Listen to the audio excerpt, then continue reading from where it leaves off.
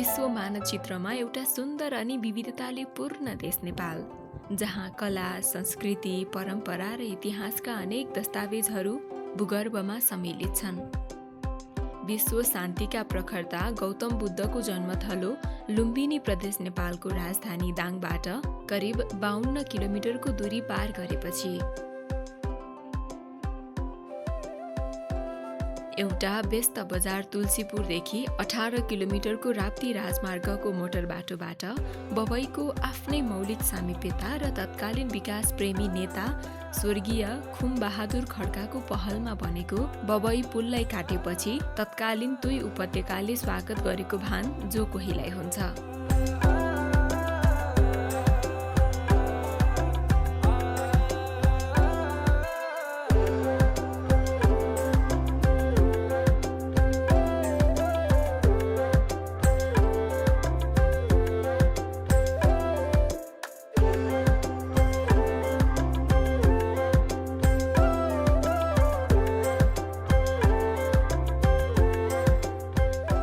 विकासको गतिलाई द्रुत गतिमा अगाडि बढाई जनभावनाको कदर गर्दै ऐतिहासिकता प्रदान गर्दै स्थानीय सरकारको काँधमा थप जिम्मेवारी थपिएको छ।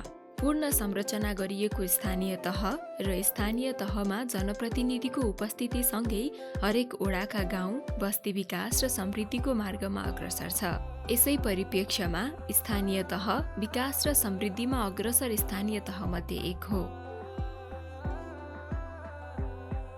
लुम्बिनी प्रदेशको राजधानी दाङ जिल्लाको एक स्थानीय तहमध्ये तुलसीपुर उपमहानगरपालिका हो। यो तीव्र गतिमा विकास हुँदै गइरहेको एक व्यापारिक सहर हो। भौगोलिक विस्तारको कारण यो स्थानीय तह महाभारत श्रृङ्खलादेखि चुरेसम्म फैलिएको छ। यसै प्रकार सङ्घीय शासन व्यवस्था लागू भएपछि देशमा स्थानीय तह गठन भएसँगै तुलसीपुरलाई विक्रम सम्वत 2073 फाल्गुन 22 गते नेपाल सरकारको निर्णय तथा विक्रम सम्वत 2073 फाल्गुन 27 गते राजपत्रमा प्रकाशित सूचना अनुसार उपमहानगरलाई चाहिने आवश्यक प्रक्रिया अनुरूप उपमहानगर घोषणा लगत्तै तत्कालीन मानपुर, बिजौरी, डुरुवा पवननगर तथा फुलबारी गाविसलाई समायोजन गरिएको छ। कुल क्षेत्रफल 384.8 वर्ग किलोमिटरमा फैलिएको स्थानीय तह मध्येको एक विविधताले भरिपूर्ण ऐतिहासिक, पर्यटकीय, धार्मिक, कृषि उपज तथा व्यापारिक सम्भावना बोकेको ओडा हो तुलसीपुर उपमहानगरपालिका ओडा नम्बर 13।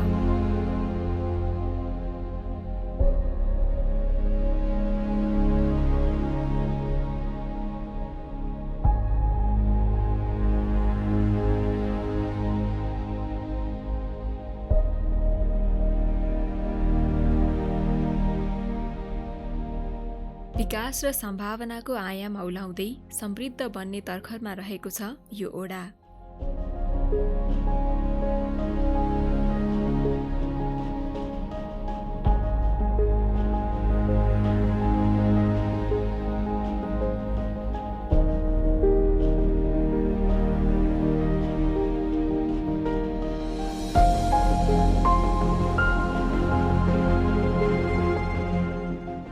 साबिकको फुलबारी गाविसका केही भागलाई समेटेर बनेको यो ओडालाई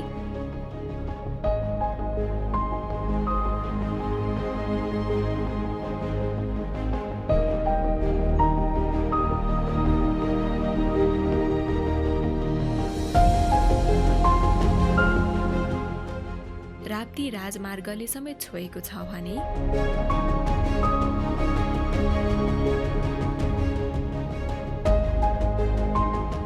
यसको पूर्वमा घोराही उपमहानगरपालिका, तपाईको यो उत्तरबाट आयो गल्ली रोड आएपछि यसरी गयो यो घरदेखि पछाडिबाट यसले चाहिँ फुलबारी यता भइगयो तुलसीपुर इलाका यता घोराही पर्छ हेर्नुहोस्।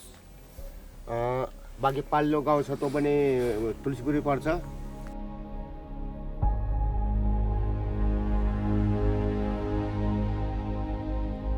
पश्चिममा दङ्गी शरण गाउँपालिका,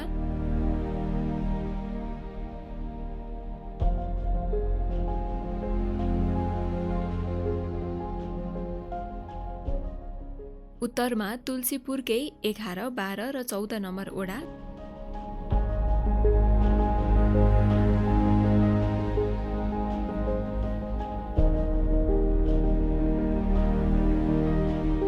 तथा दक्षिणमा लमही नगरपालिकाले घेरिएको छ। 52.3 वर्ग किलोमिटर क्षेत्रफलमा फैलिएको यस ओडामा करिब 6300 जनसङ्ख्या रहेको छ।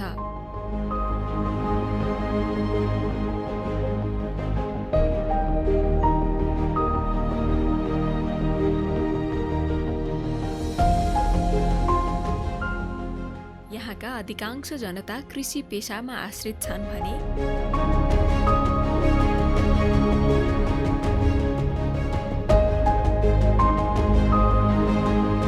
यो ओडा विशेषतः तोरी र तरकारी खेतीले चिनिने गर्छ।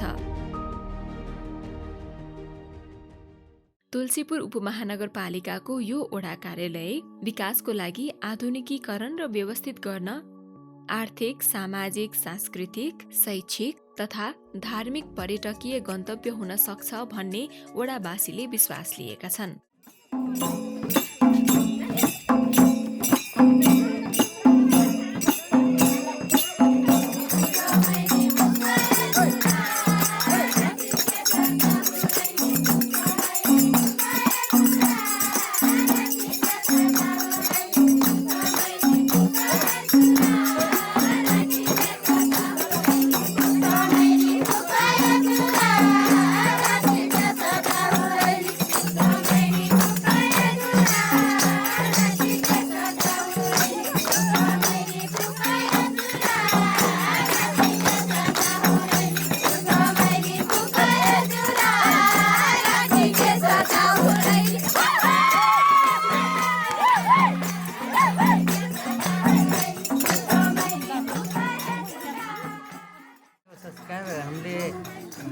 नहटोस्, यो रहिरहोस्।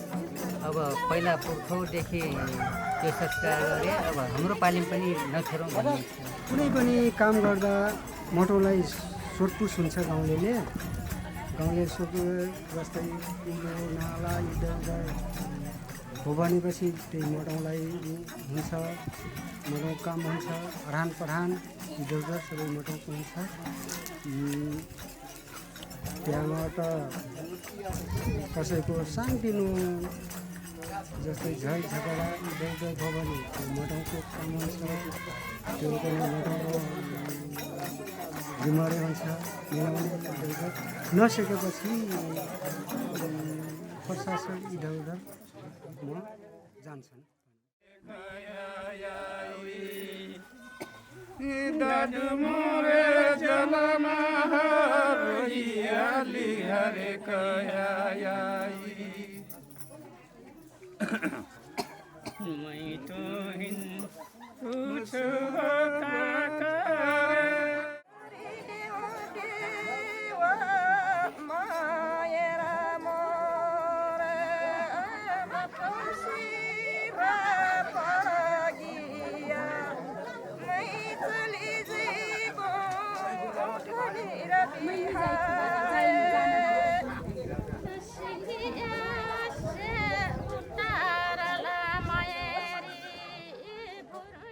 चुरे क्षेत्रसँग जोडिएका यहाँका केही बस्ती तथा स्थानहरू भौगोलिक रूपमा पनि असहज छन्।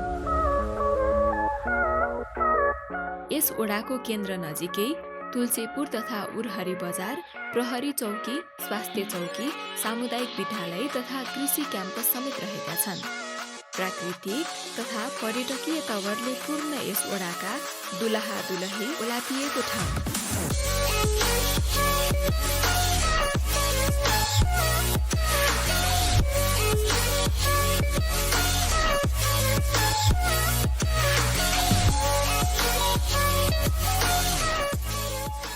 दुईवटा ढुङ्गा डोलाइन भन्ने खसे आफ्नो पहिला जोगी पनि बस्थे यहाँ हाम्रो बस्ने बेला जोगी हिउँदाभरि पाल्ला पाखा बर्खाभरि यहाँ बस्थे।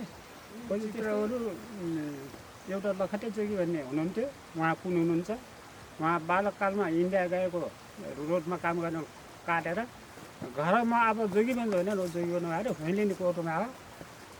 अहिले मर्नु बारे त्यो हामीलाई थाहा छैन। उहाँले यहाँ पनि छन्, महादेव पार्वतीको हुन् भन्नुहुन्थ्यो, ऊ पारी पनि छन्, यहाँ मान्छे पनि छैन। ती पारीको हुँ छ नि, त्यति ओडार बनाएको कोडार बनेको माथि यहाँ नै माथिको हुनुहुन्थ्यो।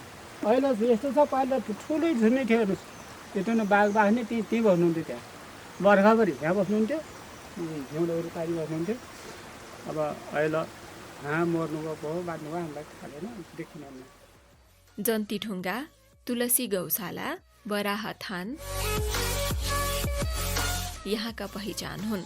विभिन्न जनजाति, धर्म, परम्परा, वर्ग, पेसा, व्यवसाय भएका मानिसहरू आपसी मेलमिलाप राख्दै बसोबास गरेको देख्न सकिन्छ। यस ओडालाई एक उपयुक्त पर्यटकीय गन्तव्य स्थलका रूपमा लिन सकिन्छ। यस ओडाको तुहीखोला रनियापुरको शिरमा रहेको झाँक्री ढुङ्गा सामुदायिक वनको बीचमा रहेको जन्ती ढुङ्गा करिब 4 लाख वर्ष पहिले युरोपको मुस्तेरियन सभ्यताको हाराहारीमा मानिने यो ठाउँ धार्मिक तथा पर्यटकीय सम्भावना बोकेको ठाउँ मानिन्छ।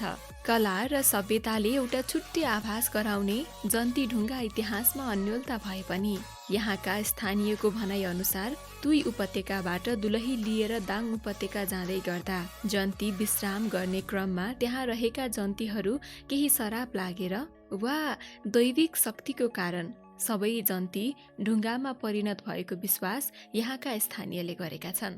यो जन्ती ओलापेको यो हाम्रो फुलबारी साबिक फुलबारी 4 रनियापुरमा पर्छ। यो अहिले तुलसीपुर 13 भएको छ, तुलसीपुर उपमहानगरपालिका 13 भएको छ। यो सामुदायिक वन झाँक्रीढुङ्गा सामुदायिक वनभित्र पर्छ।